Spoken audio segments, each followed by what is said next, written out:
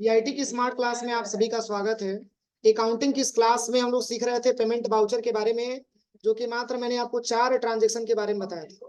यानी कि 5वीं ट्रांजेक्शन से आज की क्लास में आपको सीखना है और समझना है। देखिए 4 तक मैंने आपको बता दिया था। जो 5वें नंबर का जो ट्रांजेक्शन दिया है वो ट्रांजेक्शन यहाँ पे लिख रहा है सबसे पहले कि as on 2 April 2021 paid all due amount to computer care system as amount RS 34,000 by SBI current account by cheque number 17,892।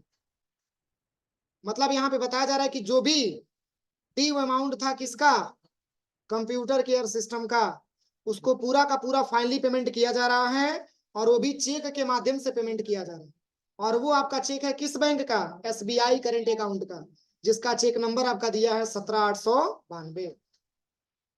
और कितना बैलेंस है, तो 34,000 इसका बैलेंस पेमेंट किया जा रहा है। 34,000 बैलेंस पेमेंट किया जा रहा है किसको, कंप्यूटर केयर सिस्टम को। तो कंप्यूटर केयर सिस्टम को अगर हम पेमेंट करेंगे तो कंप्यूटर केयर सिस्टम पाने वाला हो गया ना। तो कंप्यूटर केयर सिस्टम पाने वाला हो गया, तो पाने वाला तो हम उसको रिसीवर बोलेंगे, और रिसीवर का नेचर डेबिट होता है। तो चलिए इस ट्रांजेक्शन को हम कैसे सॉल्व करेंगे। तो सबसे पहले यहाँ पे आपसे पूछा जा रहा है डेबिट, तो डेबिट में हम रखेंगे कंप्यूटर केयर सिस्टम। आप एंटर करेंगे, अगेन रेफरेंस पे आ जाएंगे और यहाँ पे देखिए 3 इसका बिल नंबर दिया हुआ है 14,650। फिर एंटर करिएगा, फिर अगेन रेफरेंस पे आना है, फिर यहाँ पे आपको लेना है 12,000, फिर यहाँ पे एंटर करना है, एज रेफरेंस पे आना है और यहाँ पे 8,000। आप एंटर करेंगे तो टोटल अमाउंट आ गया 34,650 रुपया। लेकिन पेमेंट कितना हो रहा है, 34,000 रुपया पेमेंट हो रहा है। तो पेमेंट किस बैंक से किया जा रहा है, current account at SBI bank से, तो उसको हम क्रेडिट बोलेंगे ना। तो एंटर करेंगे तो यहाँ पे हम ले लेंगे current account at SBI bank, इसी से पेमेंट किया जा रहा है। और कितना रुपया, 34,000। तो इसमें हम बैलेंस भरेंगे 34,000 रुपया। तो शेष बैलेंस हमारा क्या होगा, डिस्काउंट अलाउ में चला जाएगा। और यहाँ पे चेक नंबर भी इसका दिया है, कितना दिया है, 14,570 17,892, यहाँ पे भर देंगे 17,892। अब एंटर करेंगे, अब यहाँ पे पूछ रहा है कि शेष पैसा, तो शेष पैसा हमारा डिस्काउंट अलाउ में चला जाएगा। यहाँ पे देखिए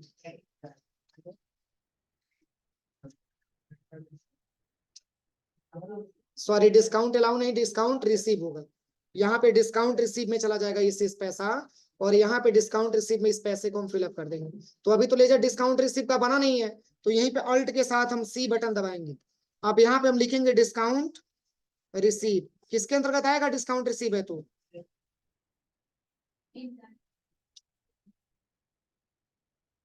डिस्काउंट रिसीव किसके अंतर्गत आएगा, यहाँ पे लिखेंगे डिस्काउंट रिसीव।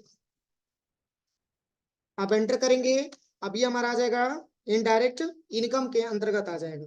यहाँ पे इनडायरेक्ट इनकम को सिलेक्शन करेंगे, यहाँ पे नॉट एप्लीकेबल करेंगे, इसको भी नॉट एप्लीकेबल करिएगा। अब एंटर करके Ctrl+A, और इसकी बैलेंस हमारा कितना आ जाएगा, 650 आ जाएगा। देखिए मतलब इस बिल नंबर के थ्रू हमको कंपनी को पैसा देना था कितना, 34,000 रुपये। तो 34,000 रुपये का जब पेमेंट हम कर रहे हैं तो इसका टोटल अमाउंट 34,650 बता रहा है। यानी कि 34,650 डिस्काउंट, यानी कि अगर हम 34,650 का अमाउंट दिखाएंगे और जब 34 का भुगतान हम करेंट अकाउंट के बैलेंस से करेंगे SBI के, तो शेष जो बैलेंस हमारा डिस्काउंट रिसीव का लाएगा, और इसी को Ctrl+A से एक्सेप्ट करा दे। अब कोई बताएगा यहाँ पे डिस्काउंट रिसीव क्यों किया जा रहा है, बताइए, कोई बताइए इसमें डिस्काउंट रिसीव क्यों किया जा रहा है, डिस्काउंट अलाउ क्यों नहीं किया जा रहा है।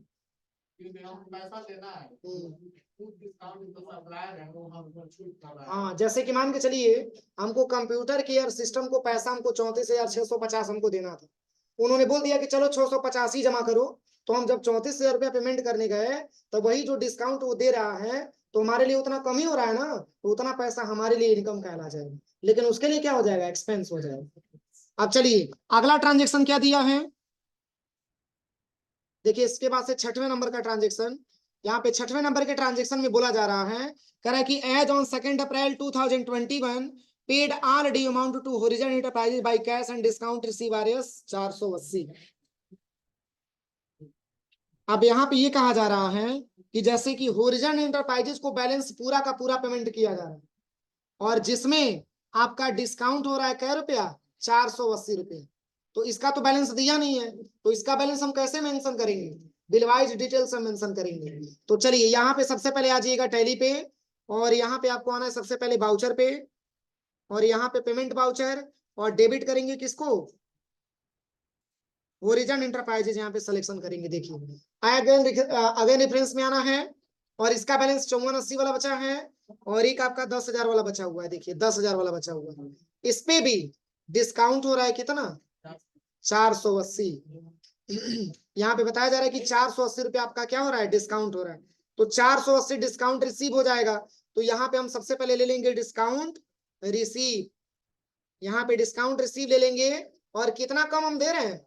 तो 480 यहाँ पे लिख देंगे 480, एंटर करेंगे तो शेष बैलेंस हम कितना दिए उसको? यहाँ पे लिख लीजिएगा कैश में, और यहाँ पे बैलेंस आपने दे दिया 15,000 रुपये। 15,480 रुपया होरिजन एंटरप्राइजेज को देना था, जिसमें होरिजन एंटरप्राइजेज ने 480 रुपया हमको डिस्काउंट दे दिया। अब मैंने कैश उसको टोटल कितना दिया? 15,000 रुपया दिया।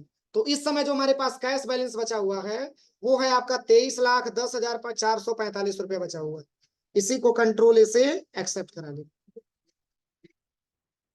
अब चलिए नेक्स्ट ट्रांजेक्शन क्या दिया है? 7वें नंबर का ट्रांजेक्शन।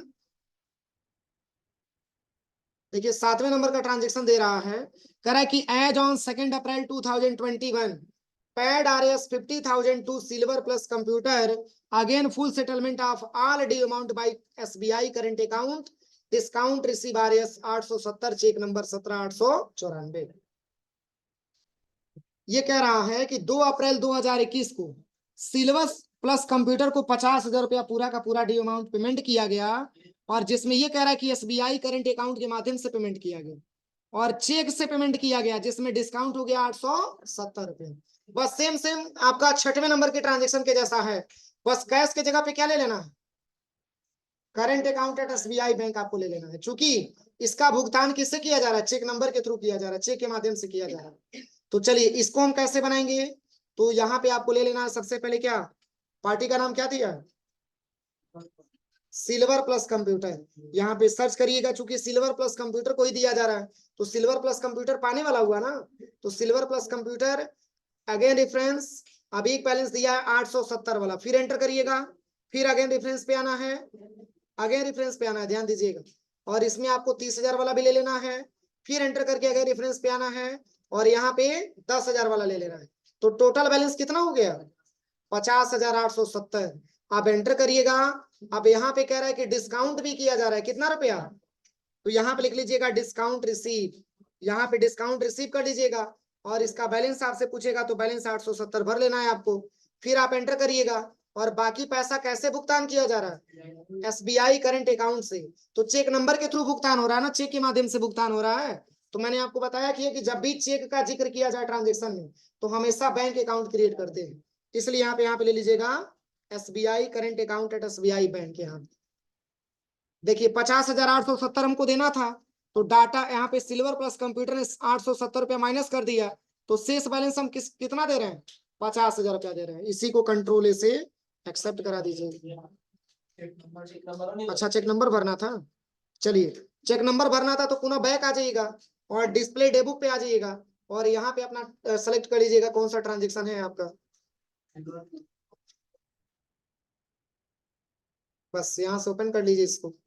अब यहाँ पे चेक नंबर छूटा है, यहाँ पे आ जाइएगा, एंटर करिएगा, यहीं पे आपसे चेक नंबर पूछा जाएगा। देखिए चेक नंबर कितना दिया?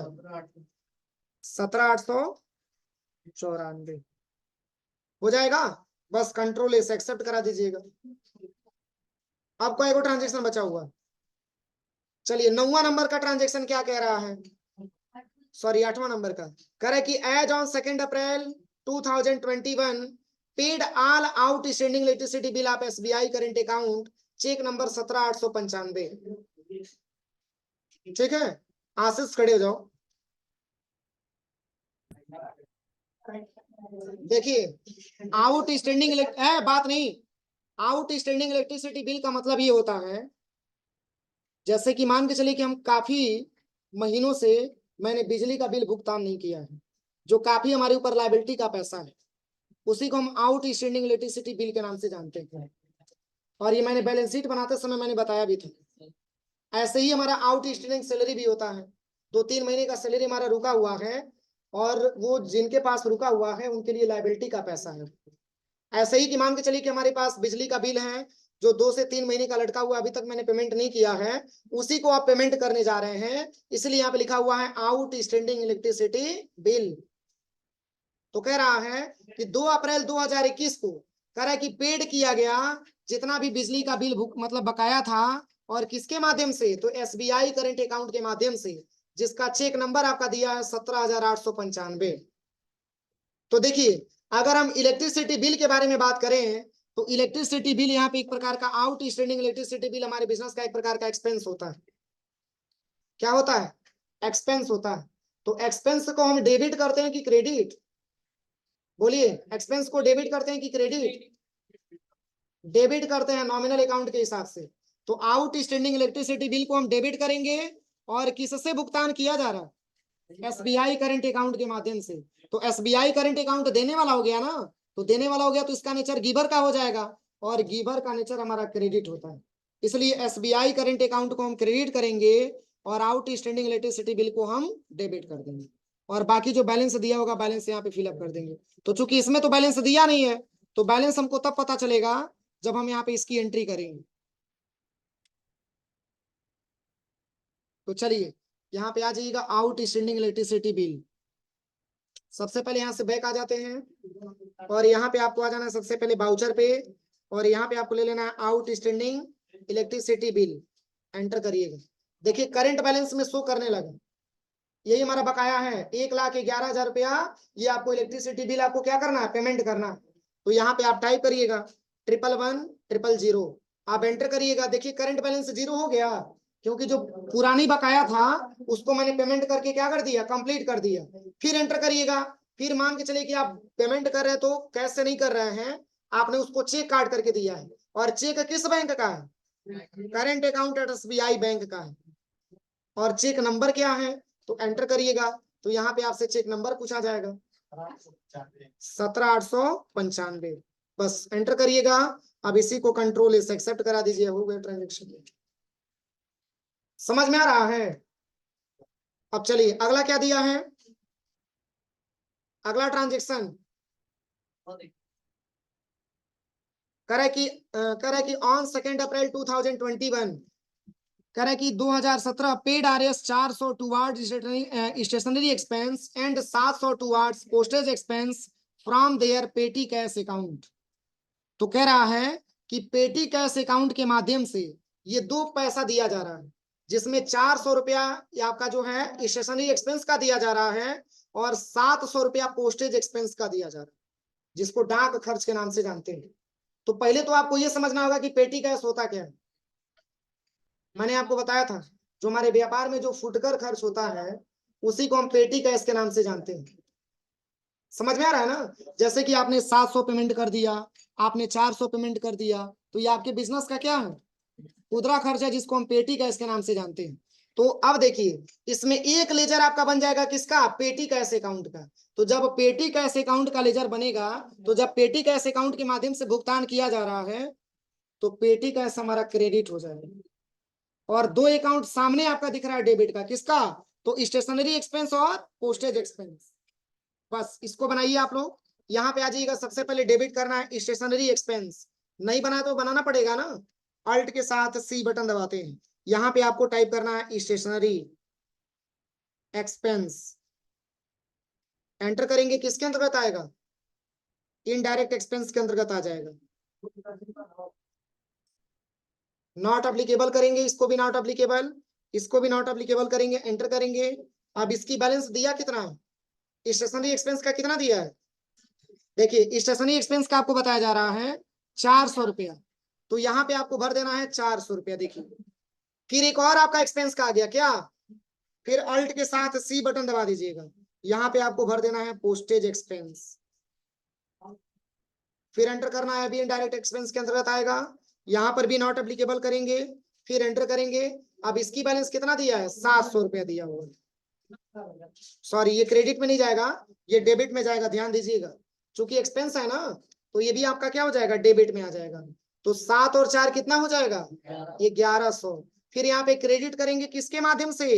पेटी कैश अकाउंट के माध्यम से दिया जा रहा है 1100। तो देखिए यहाँ पे बताया जा रहा है 15,900 रुपया पेटी कैश में बचा हुआ है, और इसमें बताया जा रहा है कि 1100 आपने क्या कर दिया, पेमेंट कर दिया। तो पेटी कैश अकाउंट में टोटल बैलेंस क्या रहा होगा बताइए। हाँ 4,900 रहा होगा।